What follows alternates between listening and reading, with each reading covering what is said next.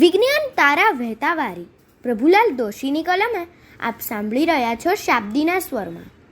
ગાયના કે સસ્તન પ્રાણીના શરીરમાં દૂધ કેવી રીતે બને છે? શરીરના કેટલાક અવયવો કે ભાગ એવા હોય છે કે જે શરીર માટે જરૂરી પદાર્થો ઉત્પન્ન કરે છે, તેમને ગ્રંથિઓ કહેવામાં આવે છે.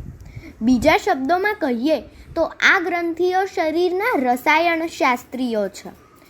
કેટલીક ગ્રંથિઓ એવી છે કે નિરુપયોગી પદાર્થોને ગાળીને તે છૂટા પાડે છે અને લોહીમાંથી બહાર કાઢી નાખે છે. શરીરની ચામડીમાં રહેલી ઘણી ગ્રંથિઓ આવું કામ કરે છે. આપણા કાનની નીચે અને આગળના ભાગમાં રહેલી કેટલીક ગ્રંથિઓ એવી છે કે જ્યારે આપણને ગાલ પચોળિયા થાય છે ત્યારે તે સૂજી જાય છે.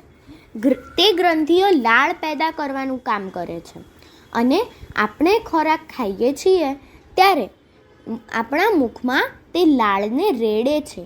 આ લાળ કે રસ આપણે ખાતા હોઈએ તે ખોરાકને નરમ અને પાચન યોગ્ય બનવામાં મદદ કરે છે.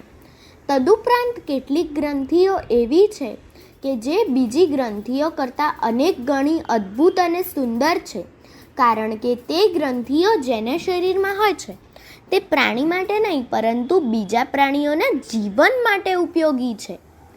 ગાયની વાત કરીએ તો જ્યારે તેને વાછરડું જન્મે છે ત્યારે ગાયના શરીરમાં રહેલી આંચળની ગ્રંથિ કે જે તેના શરીરમાં દૂધ ઉત્પન્ન કરવાનું કામ કરે છે અને તે સક્રિય બને છે.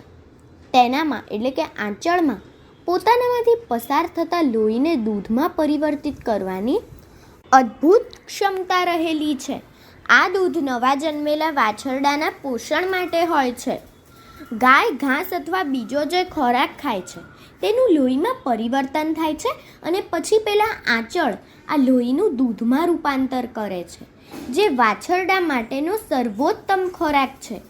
જો આંચળનું સૂક્ષ્મદર્શક વડે અવલોકન કરવામાં આવે તો શરીરમાં વહેતા લોહીની નજીકમાં રહેલા કોષોને દૂધ બનાવવા એટલે કે તૈયાર કરવા માટે જરૂરી સઘળા તત્વોને લોહીમાંથી ખેંચીને ગ્રહણ કરતા આપણે જોઈ શકીએ છીએ.